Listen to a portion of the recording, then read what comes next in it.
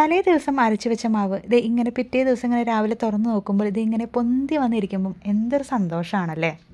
അപ്പോൾ നമ്മൾ വിചാരിക്കും നമ്മൾ ഇന്നത്തെ ബ്രേക്ക്ഫാസ്റ്റൊക്കെ എന്തായാലും അടിപൊളിയായിരിക്കും, മാവൊക്കെ നല്ല സൂപ്പറായിട്ട് വന്നിട്ടുണ്ടല്ലോ എന്ന്.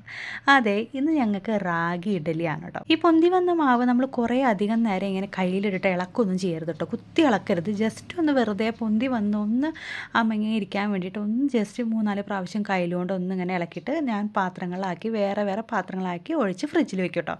അപ്പോൾ ഞാൻ റാഗി ഇഡ്ഡലിക്ക് വേണ്ടിയിട്ട് എടുത്തത് റാഗി അരിയും കൂടി മിക്സ് ചെയ്തിട്ടുള്ള ഇഡ്ഡലിയാണ് കേട്ടോ. അപ്പോൾ 2 കപ്പ് പച്ചരിക്ക് ഇഡ്ഡലി റൈസിന് 1 കപ്പ് റാഗി, അല്ലെങ്കിൽ 2 കപ്പ് റാഗിക്ക് ഒരു കപ്പ് പച്ചരി. അപ്പോൾ അരിയുടെ പോർഷൻ നമുക്ക് കുറയ്ക്കണമെങ്കിൽ അങ്ങനെ യൂസ് ചെയ്യാം. അല്ല നമുക്ക് ഒരു ടേസ്റ്റോട് കൂടി വേണമെന്നുണ്ടെങ്കിൽ 2 കപ്പ് അരിക്ക് 1 കപ്പ് റാഗി എടുത്താൽ മതി കേട്ടോ. ഞാനിപ്പോൾ 2 കപ്പ് അരിക്ക് 1 കപ്പ് റാഗിയാണ് എടുത്തിരിക്കുന്നത്. നേരെ തിരിച്ചെടുക്കാം. പിന്നെ ഈ അരയ്ക്കുന്നതിന് കുറച്ച് മുന്നേ ഒരു അരമണിക്കൂർ മുന്നേ നമ്മുടെ പോഹയുണ്ടല്ലോ, തിക്ക് പോഹ, അതും കൂടി ഇട്ടിട്ട് നന്നായിട്ട് വാഷ് ചെയ്തിട്ട്, ആ മേടിക്കുന്ന പോഹയിൽ ഭയങ്കര അഴുക്കാണ് കേട്ടോ. മേടിക്കുന്നത് ബ്രാൻഡഡ് പാക്കറ്റ് ആണെങ്കിലും ഭയങ്കര അഴുക്കാണ്. അപ്പോൾ 3-4 പ്രാവശ്യം കഴുകി വെള്ളം ക്ലിയർ ആകുന്നവരെ ഞാൻ എടുത്തിട്ടുണ്ട് കേട്ടോ. ഇനി ഒരു അരമണിക്കൂർ ഇട്ടാൽ മതി, ഒരു മിനിമം അരമണിക്കൂർ മതി. അതിനുള്ളിൽ പോഹൊക്കെ കുതിർന്ന് വരും. ഇനി നമുക്ക് ഉഴുന്ന് അരച്ചെടുക്കാൻ കേട്ടോ. ആദ്യം ഞാനൊരു 3 കപ്പാണ് ടോട്ടൽ അരിയും റാഗിയും കൂടിയിട്ട്. അതിനകത്ത് 1 കപ്പ് മാത്രമേ ഉഴുന്നെടുത്തിട്ടുള്ളൂ കേട്ടോ. 1 കപ്പ് വേണ്ട, അവിൽ ചേർക്കണോണ്ട്.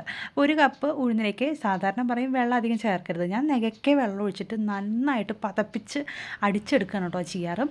ഞാൻ വെള്ളം ഒഴിച്ചിട്ടാണ് കേട്ടോ ഉഴുന്ന് അരയ്ക്കുക. അപ്പോൾ മിക്സി അധികം ചൂടാവില്ല. തണുത്ത വെള്ളമാണെങ്കിൽ തീരെ ചൂടാവില്ല കേട്ടോ.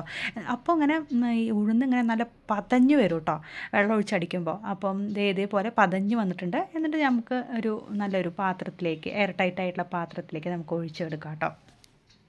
സാധാരണ ഇഡ്ഡലിക്കൊക്കെ അരയ്ക്കുമ്പോൾ അരി ഒത്തിരി തരിത്തരിപ്പായിട്ട്, ചെറുതായിട്ട് തരിത്തരിപ്പായിട്ട് അരയ്ക്കണം എന്നൊക്കെ പറയും കേട്ടോ പണ്ടുള്ളവരും. ഇപ്പോഴും അങ്ങനെ പറയുന്നവരുണ്ട്. പക്ഷേ നമ്മൾ തമിഴ്നാട്ടിലൊക്കെ പോയി കഴിഞ്ഞാൽ ഇഡ്ഡലിയൊക്കെ എന്തൊരു സോഫ്റ്റാണല്ലേ. അവർ ഇതേപോലെ തരിത്തരിപ്പായിട്ട് അരയ്ക്കൊന്നുമില്ല കേട്ടോ. നല്ല ഫൈനായിട്ടാണ് ഇഡ്ഡലിക്കൊക്കെ അരച്ച് വെക്കുന്നത് കേട്ടോ. ചെറിയ തരി പോലും ഉണ്ടാവാറില്ല. നമ്മൾ യൂട്യൂബ് വീഡിയോ ഒക്കെ കാണുമ്പോൾ ഉണ്ടാവും. ഞാൻ അങ്ങനെ ആദ്യമൊക്കെ അരച്ചിരുന്നത് ഇച്ചിരി തരിത്തരിപ്പായിട്ട്, പക്ഷേ ഇപ്പോൾ ഞാൻ അങ്ങനെ തരിത്തരിപ്പായിട്ട് അരയ്ക്കാറൊന്നുമില്ല കേട്ടോ. അപ്പോൾ ഇഡ്ഡലി നല്ല സോഫ്റ്റായിട്ട് വരാറുണ്ട്. ഇതേ അരിയുടെ പോർഷൻ 2 ബാച്ചായിട്ട് ഞാൻ അരച്ചു അതിലേക്ക് ഒഴിച്ചിട്ടുണ്ട്. അപ്പോൾ ഇഡ്ഡലി നമ്മൾ ആദ്യം ഒഴിച്ചു കൊടുത്ത ഉഴുന്ന് തന്നെ ഇപ്പം തന്നെ പതഞ്ഞ് വന്നു തുടങ്ങി കേട്ടോ. നമ്മൾ വെള്ളം ഒഴിച്ച് നല്ല പതച്ച് എടുത്ത കാരണം. ഇനി ഞാൻ ഉപ്പിട്ട് വെക്കുകയാണ്. ഇപ്പോൾ ബാംഗ്ലൂർ ആയതുകൊണ്ട് ഞാൻ ഉപ്പിട്ട് വെക്കാറുണ്ട്. അങ്ങനെ പുളിച്ച് പോകാറില്ല, മാവ് തീരെ പുളിക്കാറില്ല. അപ്പോൾ ഞാൻ ഉപ്പിട്ട് വെച്ചു. പിറ്റേ ദിവസം രാവിലെ ഞാനൊരു 4 മണിയാകുമ്പോൾ അരച്ച് വെക്കും കേട്ടോ. അപ്പോൾ ചൂടായതുകൊണ്ട് ഒരു 5 മണി 5:30 ആവും വൈകുന്നേരം അരയ്ക്കാൻ. അപ്പോൾ ഇതേ മാവ് നന്നായിട്ട് പൊങ്ങി വന്നിട്ടുണ്ട് കേട്ടോ. മാവ് അരച്ച് വെച്ച് കഴിഞ്ഞാൽ 2-3 ദിവസത്തെ ബ്രേക്ക്ഫാസ്റ്റിന് പിന്നെ നല്ല ആശ്വാസമാണ് കേട്ടോ. പിന്നെ തിരക്കൊന്നുമില്ല, നമുക്ക് 2-3 ദിവസം ബ്രേക്ക്ഫാസ്റ്റിനുള്ള ആയല്ലോ എന്ന്. ആദ്യത്തെ ദിവസം ഇഡ്ഡലിയാണ് കേട്ടോ ഉണ്ടാക്കുക. അപ്പോൾ ഇഡ്ഡലി ഉണ്ടാക്കുന്നതോട് കൂടിയിട്ട് തന്നെ ഞാൻ സാമ്പാർ ഉണ്ടാക്കും. അപ്പോൾ 2 ദിവസത്തേക്കുള്ള സാമ്പാറാണ് വെക്കുക കേട്ടോ. അപ്പോൾ നമുക്ക് ദോശയ്ക്കൊക്കെ എടുക്കാമല്ലോ അങ്ങനെ. അപ്പോൾ ഇത് ആദ്യം നമുക്ക് ഇഡ്ഡലി ഉണ്ടാക്കിയെടുക്കാം. തിളച്ച വെള്ളത്തിലേക്ക് പിന്നെ ഒരു 3 തട്ട ഞാൻ ഉണ്ടാക്കുന്നുള്ളൂ. ഞങ്ങൾ 3 പേരേ ഉള്ളൂ. ഏട്ടനൊന്നും ഇല്ല കേട്ടോ. ഏട്ടൻ ഒഫീഷ്യലായിട്ട് ട്രിപ്പ് പോയിരിക്കുന്നതുകൊണ്ട് ഞങ്ങൾ 3 പേരുള്ളൂ. ഇന്ന് പെട്ടെന്ന് എല്ലാം ചെയ്യണം കേട്ടോ. കാരണം ഇന്ന് ഏട്ടനില്ലാത്തതുകൊണ്ട് മോളെ ഞാൻ ഡ്രോപ്പ് ചെയ്യുവാണ്. 8 മണിയാകുമ്പോഴേക്കും ചോറ്, സാമ്പാർ, ഇഡ്ഡലി, ചട്നി ഒക്കെ ആവണം. അപ്പോൾ ഇത് ഇഡ്ഡലിയൊക്കെ പെട്ടെന്ന് വെന്ത് വന്നു. നല്ല സോഫ്റ്റാണ് കേട്ടോ. അവലൊക്കെ ചേർത്ത് അരയ്ക്കുന്നത് കൊണ്ട് നല്ല സോഫ്റ്റാണ്. അപ്പോൾ അരിയുടെ കൂടെ തന്നെ അരിയുടെ പോർഷൻ അരയ്ക്കുമ്പോൾ ഞാൻ അതിൽ കൂടെയാണ് അവിലിടുന്നത് കേട്ടോ. അപ്പോൾ ഇത് ഇഡ്ഡലി ആയിട്ടുണ്ട്. ഇനി നമുക്ക് പെട്ടെന്ന് സാമ്പാർ വെക്കട്ടോ. സാമ്പാറിൻ്റെ റെസിപ്പിയൊക്കെ ഞാൻ കാണിച്ചിട്ടുള്ളതാണ്. ഞാൻ തലേ ദിവസം തന്നെ എല്ലാ വെജിറ്റബിൾസും കട്ട് ചെയ്ത് വാഷ് ചെയ്ത് വെച്ചിരിക്കുന്നു കേട്ടോ. അപ്പോൾ അതിൽ പച്ചമുളകും എല്ലാം ഇട്ടിട്ടുണ്ട്. അപ്പോൾ ഇത് ഡയറക്റ്റ് നമുക്ക് തട്ടി കൊടുക്കുക വേണ്ട കുക്കറിലേക്ക്. അപ്പോൾ ഞാൻ പെട്ടെന്ന് ഉണ്ടാക്കുന്ന സാമ്പാറാണെങ്കിൽ പൊടി ഇട്ടിട്ട് അങ്ങനെ വെക്കാറില്ല. ഞാൻ കുറച്ച് ഒരു 3-4 ടേബിൾ സ്പൂൺ നാളികേരവും ഒന്ന് ചുമക്ക വറുത്തിട്ട് അതിനകത്തോട്ട് സാമ്പാർ പൊടി, ബാക്കിയുള്ള വറുക്കണ ഐറ്റംസ് ഒന്നും ചേർക്കില്ല കേട്ടോ. നമുക്ക് പെട്ടെന്ന് ഉണ്ടാക്കുന്നതല്ലേ. അപ്പം ഒരു കൊഴുപ്പും ഒരു ഗ്രേവിയും 2 ദിവസത്തേക്കൊക്കെ ഉണ്ടാക്കുന്നതുകൊണ്ട് ഒരു ഗ്രേവിക്കൊക്കെ തിക്നെസ്സിന് വേണ്ടിയിട്ടാണ് ഇങ്ങനെ ചെയ്യുന്നത് കേട്ടോ. കുറച്ച് വളരെ കുറച്ച് തേങ്ങ ഒന്ന് വറുത്തെടുത്ത ശേഷം അതിലോട്ട് 2 ടേബിൾ സ്പൂൺ സാമ്പാർ പൊടിയും കൂടി ഇട്ടിട്ട് നന്നായിട്ടൊന്ന് വറുത്തെടുക്കും കേട്ടോ. പിന്നെ കുറച്ചും കൂടി ഗ്രേവി തിക്കും എരിവൊക്കെ വേണമെങ്കിൽ കുറച്ച് മുളക് പൊടിയും മല്ലിപ്പൊടിയും വളരെ കുറച്ച് മാത്രം മതി കേട്ടോ ഇട്ട് കൊടുക്കാം കേട്ടോ. എരിവൊക്കെ നന്നായിട്ട് വേണമെന്നുണ്ടെങ്കിൽ ഞാൻ മഞ്ഞൾപ്പൊടിയും കൂടി ഇതിനകത്ത് ഇട്ട് കൊടുത്തിട്ടുണ്ട്.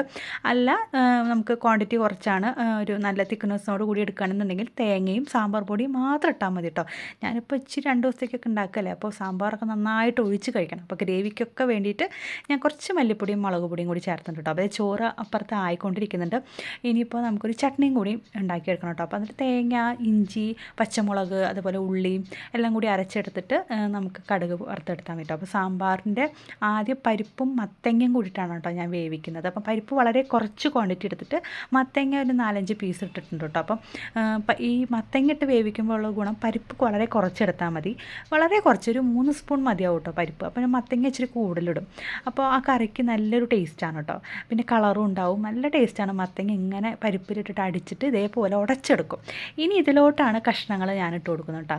തലേ ദിവസം കഴുകി കട്ട് ചെയ്ത് വെച്ചിരിക്കുന്ന കഷ്ണങ്ങൾ നമുക്ക് ഇട്ട് കൊടുക്കാം കേട്ടോ. അതിലേക്ക് 3-4 പച്ചമുളക്, പിന്നെ ഞാൻ ഒരു 2-3 പീസ് മത്തങ്ങ, വഴുതനങ്ങ. എൻ്റെ സാമ്പാറിൽ എപ്പോഴും ഉണ്ടാകുന്നതാണ് കേട്ടോ വഴുതനങ്ങ, എനിക്ക് ഭയങ്കര ഇഷ്ടമാണ് വഴുതനങ്ങ. പിന്നെ തക്കാളി ഉണ്ട്, പിന്നെ വെണ്ടക്കായ ഞാൻ അത് വെന്ത് വന്ന ശേഷമാണ് ചേർക്കുന്നത് കേട്ടോ. ഈ കഷ്ണങ്ങൾ ഇട്ട കൂടെ തന്നെ മഞ്ഞൾപ്പൊടി ഇട്ട് കൊടുത്തിട്ടുണ്ട്, ഉപ്പിട്ട് കൊടുത്തിട്ടുണ്ട്, പിന്നെ കായപ്പൊടി ഞാൻ ഇട്ട് കൊടുക്കും കേട്ടോ. പിന്നെ വേണ്ടത് കഷ്ണങ്ങൾ ഒരുപാട് വെന്ത് പോകാതിരിക്കാൻ പുളിവെള്ളം ഉണ്ടല്ലോ, പുളിവെള്ളം നമ്മൾ കലക്കി വെച്ചത്, അതിൻ്റെ കുറച്ച് നമുക്ക് ഞാനിപ്പോൾ ഒഴിച്ച് കൊടുക്കും, ഓവറായിട്ട് കഷ്ണങ്ങൾ വെന്ത് പോകാതിരിക്കാൻ. ഇനി മൂടി വെച്ചിട്ട് ഹൈ ഫ്ലെയിമിൽ ഒറ്റ വിസിൽ വരുന്നതും നമുക്ക് ഓഫ് ചെയ്യാം കേട്ടോ. അധികം വിസിൽ അടിക്കരുത്, കഷ്ണങ്ങൾ പെട്ടെന്ന് വെന്ത് പോകും.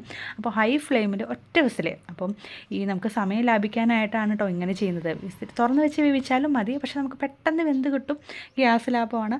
അപ്പോൾ ഈ കഷ്ണങ്ങളൊന്നും അങ്ങനെ വെന്ത് പോയിട്ടില്ല, ആ കൂടി വെന്ത് പോകുന്നത് തക്കാളി മാത്രമാണ് കേട്ടോ. അപ്പോൾ ഞാൻ വെണ്ടയ്ക്ക ഒന്ന് വറുത്ത് വെച്ചിട്ടുണ്ടായിരുന്നു കേട്ടോ, എണ്ണയിലൊന്ന് വഴറ്റി വെച്ചിട്ടുണ്ടായിരുന്നു, അതും കൂടി ചേർത്ത് കൊടുത്തു. പിന്നെ നമ്മൾ അരപ്പ്, തേങ്ങയും സാമ്പാർ പൊടിയും മഞ്ഞപ്പൊടിയും മുളക് പൊടിയും അതുപോലെ ഇച്ചിരി മല്ലിപ്പൊടിയും കൂടി ചേർത്ത് ആ വറുത്തെടുത്തുണ്ടല്ലോ അതും കൂടി ചേർത്ത് കൊടുത്തു. കായപ്പൊടി നമ്മൾ ഓൾറെഡി ചേർത്ത് കൊടുത്താണ്. ഇനി നമുക്ക് ഇത്തിരി മധുരത്തിൻ്റെ ഒരു ടേസ്റ്റ് വേണമെന്നുണ്ടെങ്കിൽ ടേസ്റ്റ് ബാലൻസിന് ഇച്ചിരി ശർക്കര ചേർത്ത് കൊടുക്കാം, ഉപ്പ് നോക്കാം. പിന്നെ നമുക്കിനി ഒന്നുമില്ല, കടുക് താളിച്ചിടണം. അപ്പോൾ ഈ ചട്നിക്കും സാമ്പാറിനും കൂടി ഒരുമിച്ച് താളിപ്പാണ് കേട്ടോ. അപ്പോൾ ഞാൻ ചട്നി കടുക് വറുക്കുമ്പോൾ എപ്പോഴും ഉലുവ ഇടും, ഉലുവ ദേഹത്തിന് നല്ലതാണ്.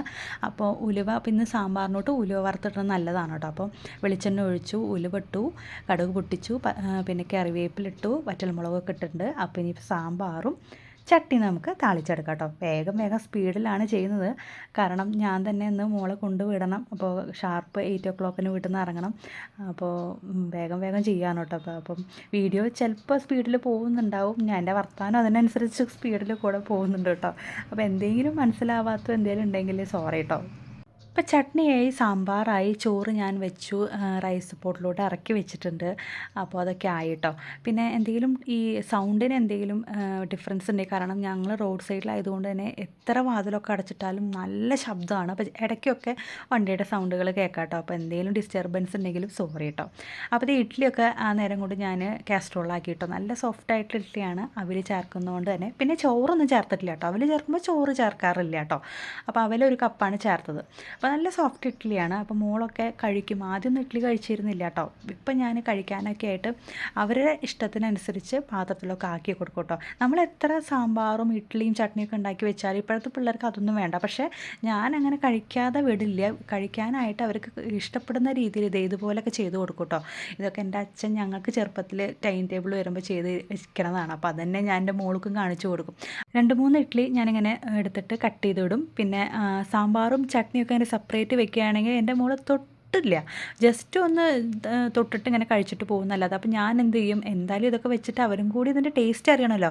ഈ ടേസ്റ്റ് അറിയാനായിട്ട് മുന്നേ തന്നെ അവർ കഴിക്കില്ല എന്ന് പറയും. ഇപ്പോഴത്തെ പിള്ളേർ അങ്ങനൊക്കെ ഒരു ശീലമുണ്ട്. പക്ഷെ ഞാൻ അങ്ങനെ നമ്മൾ വീട്ടിലുണ്ടാക്കുന്നതും കഴിപ്പിക്കാനായിട്ട് ശ്രമിക്കാറുണ്ട്. അപ്പം ഞാൻ ചെയ്യുന്നത് ഇതുപോലെ സാമ്പാറൊക്കെ ഒഴിച്ച് കൊടുക്കും, അതിന് മുകളിൽ ചട്നിയൊക്കെ ഒഴിച്ച് ഒരു ഫോർക്ക് വെച്ച് കൊടുക്കും. അപ്പോൾ ആൾ കഴിക്കും കേട്ടോ, നന്നായിട്ട് കഴിക്കും, ഒരു കഷ്ണം പോലും ബാക്കിയില്ല, നന്നായിട്ട് കഴിച്ചു പോകും. അപ്പോൾ ഇങ്ങനെയാണ് ഞാൻ സ്കൂളിലോട്ടായാലും ചോറ് വേറെ വെക്കില്ലേ, ചോറിൽ സാമ്പാറും മുട്ടയും എല്ലാം ഒരു പാത്രത്തിൽ വെച്ചിട്ട് സ്പൂൺ വെച്ച് കൊടുക്കും. അപ്പോൾ ആൾ കഴിച്ചിട്ട് വരും, അല്ലെങ്കിൽ എല്ലാം അതേപോലെ ഇങ്ങനെ തിരിച്ചു കൊണ്ടുവരും. അമ്മമാരപ്പോൾ നമുക്ക് സമ്മതിച്ചു കൊടുക്കണ്ടേ, അമ്മമാരാണ്, അവർക്ക് ഇഷ്ടപ്പെട്ട രീതിയിൽ എല്ലാ ഭക്ഷണ സാധനങ്ങളും വെച്ച് കൊടുക്കുന്നു, അവരെ കഴിപ്പിക്കുന്നു ഒക്കെ.